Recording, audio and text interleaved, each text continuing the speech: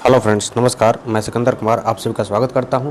Friends, आज है 18 जून और कल था 17 जून।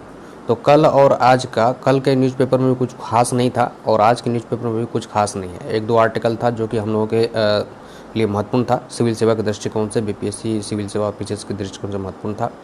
और कल में भी जो है कुछ महत्वपूर्ण आर्टिकल नहीं था, दो तीन तो था। तो कुल मिलाकर के आज जो है एक दो तीन चार पाँच आर्टिकल है, वो हम देखेंगे, जो कि कल का और आज का दोनों का है। तो इसमें दैनिक जागरण, हिंदुस्तान, प्रभात खबर सभी का है, सभी का जो है खंगाल लिया गया है, उसमें से जो महत्वपूर्ण है उसी को देखें। तो चलिए ठीक है। तो पहला है, देखिए, 30-30-40 के फार्मूला पर लगी मुहर। ये 30-30-40 क्या है? ये फार्मूला है कि जैसे सीबीएसई बोर्ड और आईसीएसई बोर्ड जो कि +2 की परीक्षा लेती है ना, +2 का परीक्षा ऑर्गेनाइज करती है। तो इसमें जो है इस बार कोरोना को लेकर के निर्णय लिया गया था सीबीएसई के द्वारा और आईसीएसई के बोर्ड के द्वारा कि जो है बिना परीक्षा कराए ही परीक्षार्थियों को 12th के छात्रों को पास कर दिया जाएगा।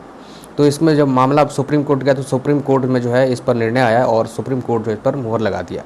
ठीक है, लेकिन इसका फॉर्मूला क्या होगा? तो फॉर्मूला बताया गया 30-30-40। मतलब ये है कि वैसे छात्र जिनको मैट्रिक के प्री बोर्ड में जितना मार्क्स आया है उसका 30%, 11th के प्री बोर्ड में जितना मार्क्स आया उसका 30% और 12th के प्री बोर्ड में जितना मार्क्स आया उसका 40%, सभी मार्क्स को जोड़ दिया जाएगा तो उसका जो है वो 12th का मार्क्स सीट बनेगा उसका। ठीक है, यही उसका पैमाना होगा, यही प्रक्रिया होगा। और साथ ही साथ वैसे छात्र जो इसको नहीं मानने के लिए तैयार होंगे उनको परीक्षा देने की भी छूट होगी।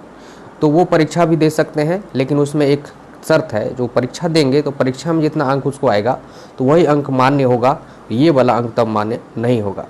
तो अब वो डिपेंड करता है कि छात्र किसको मानते हैं। ये वाला जो है फॉर्मूला है, इसको मानते हैं। जो छात्र इस फॉर्मूला को मानेंगे उनका जो है मार्कशीट इसी के आधार पर बन जाएगा बिना परीक्षा दिए। और जो छात्र परीक्षा देना चाहेंगे और तो वो परीक्षा में जितना उनका नंबर आएगा, मार्क्स आएगा, उनका उसी के आधार पर मार्कशीट बनेगा। तो यही है बस इस न्यूज़ में बस इतना ही है। सुप्रीम कोर्ट का फैसला है, सुप्रीम कोर्ट के द्वारा मोहर लगा दिया गया सीबीएसई के फैसले पर।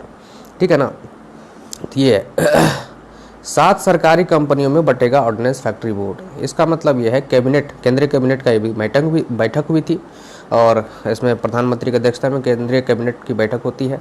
इसमें निर्णय लिया गया कि जो रक्षा मंत्रालय के अंतर्गत एक जो है ऑर्डिनेंस फैक्ट्री बोर्ड होता है, एक विभाग का काम करता है। इसका काम होता है कि जितने भी रक्षा को लेकर के जितने भी गोला बारूद, बम बारूद और इक्विपमेंट वगैरह जो है बनता है फैक्ट्री में, तो उसका जो है ये विभाग होता है।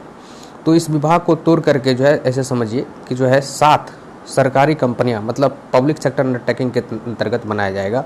इससे क्या बेनिफिट होगा? इससे बेनिफिट ये होगा कि उस कंपनी को स्वायत्तता मिलेगी और अपने तरीके से काम करने का उसको जो है खुली छूट मिलेगी, है ना, इन्वेस्ट करने का छूट मिलेगी, बाहरी लोग भी उसमें इन्वेस्ट कर सकेंगे।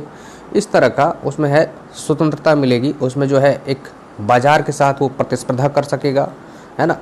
तो इस तरह से और जो है रक्षा उत्पादन में बढ़ोतरी होगी, जिससे कि जो हम अभी आयात पर निर्भर हैं, अधिकतर हम आयुध जो है हम आयात करते हैं, तो क्या होगा, आयात पर निर्भरता घटेगी और फिर निर्यात की दिशा में कदम आगे बढ़ेगा, जिससे भारत को उससे राजस्व भी जो है उगाही होगा। ठीक है, तो इसी को ध्यान में रखते हुए सरकार ने ये ऑर्डिनेंस फैक्ट्री बोर्ड को 7 है ना सरकारी कंपनियों में बांट दिया गया है ना, बांट देने का फैसला लिया गया। ठीक, ये है, ये अहम फैसला है। तो ये इसी में देखिए, एक है कैबिनेट का फैसला, एक और है कि डीप ओशन मिशन के बारे में जो निर्णय लिया गया। डीप ओशन मिशन क्या है कि ब्लू रिवोल्यूशन की दिशा में आगे बढ़ते हुए भारत सरकार ने जो है डीप ओशन मिशन का जो है निर्णय लिया है, डीप ओशन मिशन को चलाने का। इसमें क्या है, गहरे समुद्र में अभियान शुरू करने के प्रस्ताव को मंजूरी दिया है ना। गहरे समुद्र में जो है खोज किया जाएगा कि उसमें कौन कौन से समुद्री संसाधन हैं जो कि सतत उपयोग के लिए उपयोगी है।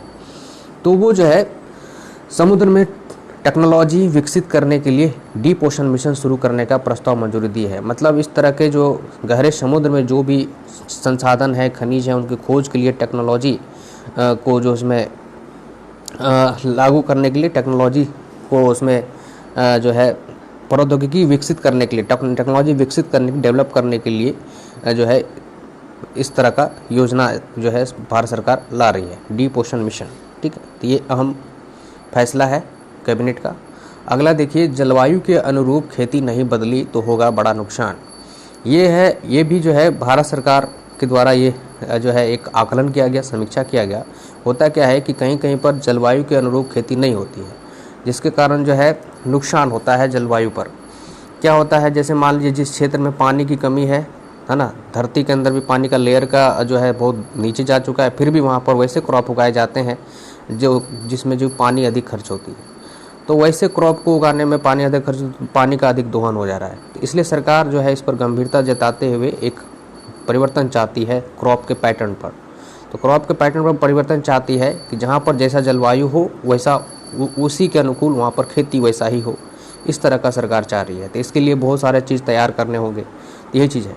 चूँकि किसान तो विरोध करेगा, यही है। इसमें क्या है देखिए, अगर कृषि क्षेत्र ने जलवायु परिवर्तन के अनुरूप खुद में बदलाव नहीं किया तो ग्रामीण अर्थव्यवस्था को भारी नुकसान हो सकता है।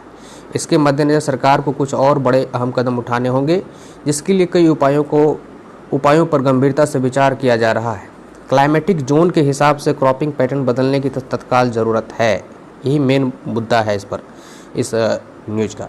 लेकिन यह तभी संभव है जब किसानों को बेहतर लाभ वाले विकल्प मुहैया कराया जाए। विकल्प नहीं दीजिएगा तो हरियाणा और पंजाब के किसान को कहिएगा कि भाई तुम धान मत उगाओ, तो थोड़ी उगाएगा, थोड़ी आपका बात मान लेगा।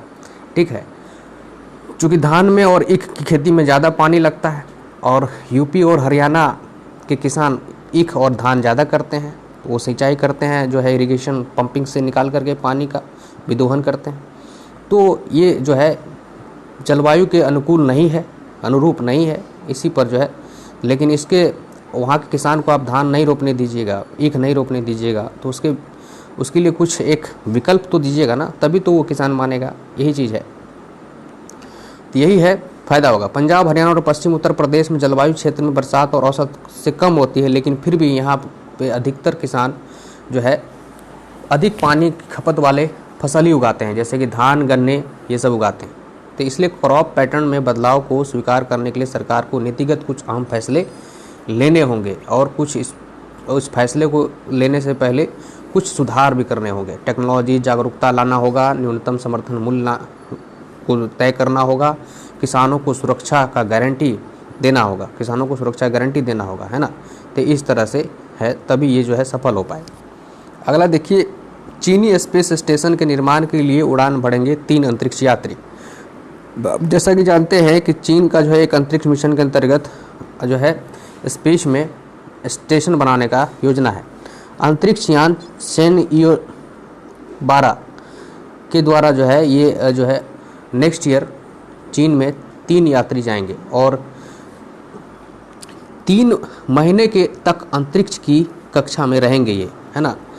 और जाने के बाद अंतरिक्ष यात्री को जो है मॉड्यूल में तैनात होंगे और 3 महीनों तक अंतरिक्ष की कक्षा में रहेंगे और लॉन्ग मार्च 2F रॉकेट के जरिए यह जाएगा। लेकिन लॉन्ग मार्च रॉकेट वहाँ का है, चीन का। स्पेस क्राफ्ट को लॉन्च किया जाएगा। इस अंतरिक्ष स्टेशन के अगले साल तक तैयार होने की संभावना है। तो ये चीज़ है, ये स्पेस टेक्नोलॉजी से रिलेटेड था न्यूज़, कोई ख़ास नहीं था। हिंद प्रशांत क्षेत्र व दक्षिण चीन सागर में मुक्त आवाजाही की हिमायत। रक्षा मंत्री राजनाथ सिंह ने बुधवार को वीडियो कॉन्फ्रेंसिंग के माध्यम से आसियान की बैठक को संबोधित किया। अभी हुआ क्या था कि आसियान के जितने कंट्री हैं सभी का रक्षा मंत्रियों का बैठक था, जिसमें भारत के भी रक्षा मंत्री आमंत्रित थे। चूँकि आसियान के सदस्य तो नहीं है भारत, लेकिन गेस्ट के तौर पर इनको आमंत्रित किया गया था। तो उसी मीटिंग में वीडियो कॉन्फ्रेंसिंग के जरिए इन्होंने ये बात कही कि हिंद महासागर और प्रशांत महासागर की और दक्षिण चीन सागर में मुक्त आवाजाही की हिमायत। मतलब वहाँ जो चीन अपना दबदबा जमा रहा है, चीन को जो है चेताया है और कहा है कि ये जो है क्षेत्र हिंद प्रशांत दक्षिण चीन सागर क्षेत्र ये मुक्त सागर है, इसमें सभी का अधिकार है, सभी का आवाजाही करने का अधिकार है। भारत ने समुद्री व्यापारिक मार्गों पर चीन को घेरा।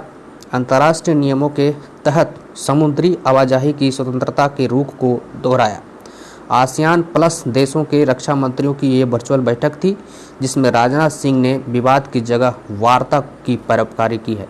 उन्होंने कहा कि अगर किसी तरह की विवाद होती भी है तो इसको बातचीत के जरिए जो है सुलझा लिया जाना चाहिए।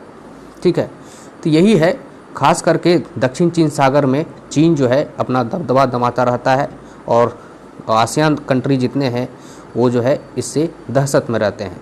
इसीलिए इस मीटिंग में राजनाथ सिंह ने आसियान कंट्री को अपना एक आश्वासन भी दिया कि हम आपके साथ हैं। तो बस कल और आज के न्यूज़पेपर में बस इतना ही, कि कुछ खास न्यूज़ था नहीं, 2-3 ठो आर्टिकल था जो कि इतना महत्वपूर्ण नहीं था। तो कल देखते हैं क्या आता है। थैंक यू, धन्यवाद।